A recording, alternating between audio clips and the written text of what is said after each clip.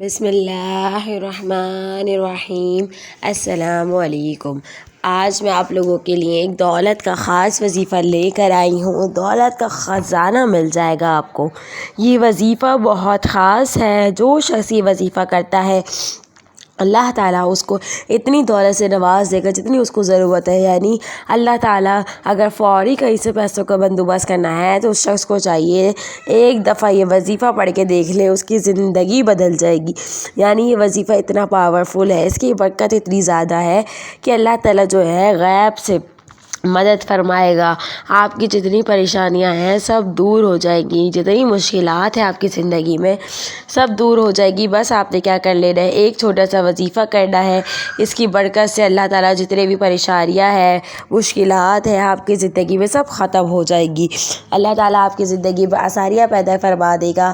آپ کا کوئی کام ہے، رکا ہوا کام ہے، اگر ہو نہیں پا رہا ہے تو وہ کام بھی اللہ تعالیٰ جلد سے جلد کر دے گا، صرف ایک وظیفے کی برکت سے۔ لیکن وظیفہ کرنے کے لیے اس کی کچھ شرائط ہیں کہ وظیفہ جو ہے جب کریں تو اس کی نیت صاف ہو، ہماری کسی کو دکھاوے کے لیے وظیفہ نہ کیا جائے۔ وظیفہ جو ہے اگر کوئی شخص رشتے کے لیے پریشان ہے یا پھر اس کے کاروبار میں برکت نہیں ہو پا رہی ہے، کاروبار میں محنت تو کر رہا ہے لیکن برکت نہیں ہو پا رہی ہے، تو اسے چاہیے یہ وظیفہ کر لے۔ یا پھر کوئی شخص اگر قرض دار ہے یا کسی بیماری میں مبتلا ہے یا پھر کوئی حاجات ہے جو پوری نہیں ہو رہی ہے، انسان دعا تو مانگتا ہے پر اگر پوری نہ ہو رہی ہو تو اس شخص کو بھی چاہیے کہ یہ وظیفہ ایک دفعہ لازمی کر لے۔ یا کسی کے دل میں محبت پیدا کرنی ہے، رشتہ داروں میں صلح کرانی ہے، امتحان میں کامیابی کے لیے بھی وظیفہ خاص ہے، کیونکہ امتحان میں کامیابی کے لیے ہر بچہ پریشان رہتا ہے، پیپرز آنے والے ہوتے ہیں، تو یعنی یہ وظیفہ جو ہے مشکلات بھی دور کر دے گا، ہماری پریشانیاں بھی دور کر دے گا اور ہمیں دولت سے بھی اللہ تعالیٰ بے انتہا نواز دے گا۔ یعنی یہ وظیفہ جو ہے ہر قسم کی مشکلات، پریشانیاں، دکھ، تکلیف سب دور کر دے گا۔ یعنی اگر میاں بیوی کے درمیان محبت پیدا نہیں ہو پا رہی ہے تو انہیں بھی چاہیے کہ ایک دفعہ یہ وظیفہ کر کے دیکھ لیں، کیونکہ جو شخص یہ وظیفہ کرتا ہے اس کے میں آپ کو بتاؤں اس کی تمام حاجات پوری ہو جاتی ہیں، اور جس مقصد کے لیے جس نیت کے لیے وظیفہ کرے گا اللہ تعالیٰ اس کی غیب سے مدد عطا فرمائے گا۔ وظیفہ کوئی بہت بڑا نہیں ہے، وظیفہ چھوٹا سا ہے، تو یہ وظیفہ اپنی زندگی میں ایک دفعہ لازمی کر لیں۔ آپ دیکھیے گا اس وظیفے کی برکت سے آپ کی تمام پریشانیاں دور ہو جائیں گی۔ اگر کوئی شخص، اور سب سے پہلی خاص بات یہ ہے کہ جب بھی آپ کوئی وظیفہ کریں، کوئی بھی وظیفہ ہو، آپ اس کے بارے میں کسی کو نہ بتائیں۔ یہ وظیفہ جو بھی آپ کر رہے ہیں سمجھے اپنے لیے ایک پرائیویٹ چیز رکھیں کہ جب تک آپ کا کام پورا نہیں ہو جاتا یا جب تک آپ کی حاجات پوری نہیں ہو جاتی یا پھر کوئی دعا قبول نہیں ہو جاتی جو آپ نے مانگی ہے، تو آپ نے یہ وظیفہ کسی کو نہیں بتانا۔ جب آپ اپنے مقصد میں کامیاب ہو جائے تو ہی یہ بات اپنے دوستوں کو یا دوسروں کو بتائیے گا، ورنہ ایسا ہوتا ہے جب وظیفہ آپ لوگ شروع تو کر دیتے ہیں لیکن دوسروں کو اس کے بارے میں بتا دیتے ہیں تو وظیفہ عمل نہیں کرتا۔ تو وظیفہ جب کریں تو اس کی جتنی بھی بات ہے سب اپنے تک رکھیے گا، اس کے بارے میں کسی کو بھی نہیں بتائیے گا۔ اور وظیفہ جب کریں تو آپ نے وظیفہ جو ہے پورے یقین کے ساتھ کرنا ہے کہ اللہ تعالیٰ سارے مسائل حل کر دے گا۔ وہ وظیفہ جو لوگ دوسروں کو وظیفہ بتا دیتے ہیں نا کہ اللہ تعالیٰ، اور پھر شرک بھی کرتے ہیں کہ اللہ تعالیٰ قبول نہیں کر رہا، ہماری دعائیں نہیں سن رہا، تو ان کے لیے بھی ہے کہ آپ صبر رکھیے گا، حوصلہ رکھیں۔ اللہ تعالیٰ سب کی سنتا ہے، اللہ تعالیٰ کی ذات ہی تو ہے جو ہماری ہم گناہ گاروں کی سنتی ہے۔ جب ہم اللہ تعالیٰ سے سچے عقیدے سے دولت کے لیے مانگیں گے تو اللہ تعالیٰ دیکھیے گا لازمی آپ کو نواز دے گا، اور اتنا نواز دے گا کہ ہم حیران رہ جائیں گے کہ اللہ تعالیٰ نے ہمیں اتنی دولت عطا کہاں سے فرمائی ہے۔ تو وظیفہ میں آپ کو بتاتی چلوں، وظیفہ بھی کوئی خاص نہیں، یعنی بہت بڑا نہیں ہے کہ ہم کر نہ سکیں یا ہمیں گھنٹوں کے لیے وقت چاہیے یا پھر کسی دوسرے کا ساتھ چاہیے، نہیں، وظیفہ بہت چھوٹا سا ہے جو کہ ہم خود بھی کر سکتے ہیں۔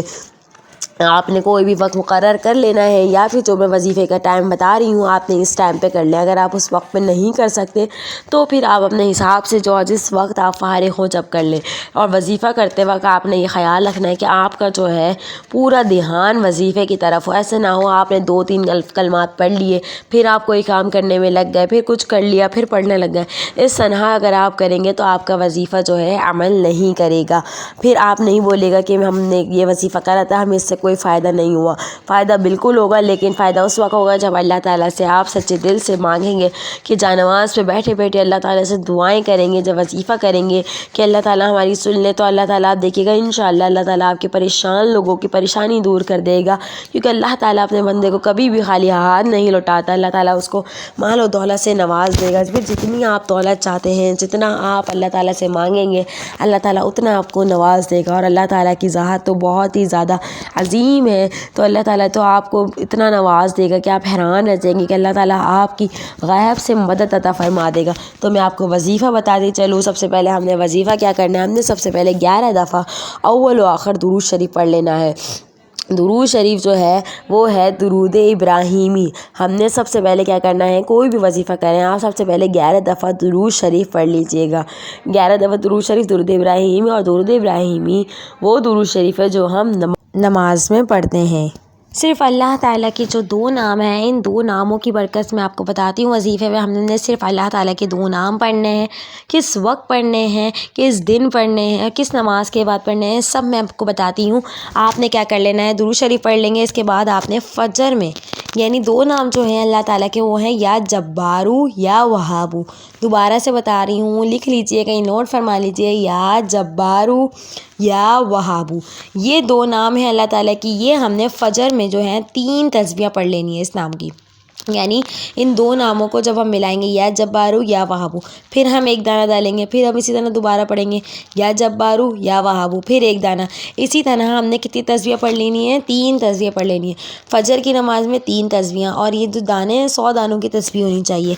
जी, फ़जर की नमाज़ में हम कितनी तस्बीह पढ़ेंगे, 3 तस्बीह, या जब्बारू या वहाबू। इसी तरह ज़ोहर की नमाज़ में ये वजीफ़ा जो है हर 5 वक्त की नमाज़ के बाद करना है। जितना ज़्यादा आप ये वजीफ़ा करेंगे, यानी 5 वक्त की नमाज़ में पढ़ेंगे, अल्लाह ताला देखिएगा उतनी जल्दी आपको दिन रातों रात अमीर कर देगा। आपने फ़जर की नमाज़ के बाद क्या करना है, 3 तस्बीह पढ़ लेनी है, या जब्बारू या वहाबू। फिर ज़ोहर की नमाज़ जब आप पढ़ें तो उसके बाद 4 तस्बीह। ज़ोहर की नमाज़ में कितनी तस्बीह पढ़ेंगे, 4 तस्बीह। जिस तरह नमाज़ बढ़ती जाएगी तस्बीह की तादाद बढ़ेगी। फ़जर में 3 तस्बीह, ज़ोहर में 4 तस्बीह, असर में 5 तस्बीह, मगरिब में 6 तस्बीह और इशा में 7 तस्बीह। किसकी पढ़ेंगे, या जब्बारू या वहाबू। और ये वजीफ़ा जो है आपने कम से कम 7 दिन तक तो लाजमी ही करना है। जब आप ये वजीफ़ा करेंगे तो आप देखिएगा, जिस नियत से आप करिएगा, सबसे पहले नियत साफ़ रखिएगा। जब आप ये कर लें तो आप देखिएगा अल्लाह ताला जो है आपकी परेशानियाँ दूर कर देगा, आपकी मुश्किलात, जितनी भी मुश्किलात हैं सब ख़त्म कर देगा, आपके लिए आसानियाँ पैदा कर देगा और आप पे रिज़्क़ के दरवाज़े खोल देगा। यानी अल्लाह ताला जो है रिज़्क़ में आपको बहुत ज़्यादा दौलत अता फरमा देगा, रिज़्क़ में आपको बहुत ज़्यादा बरकत अता फरमा देगा, आपके मसले मसाइल को ख़त्म कर देगा।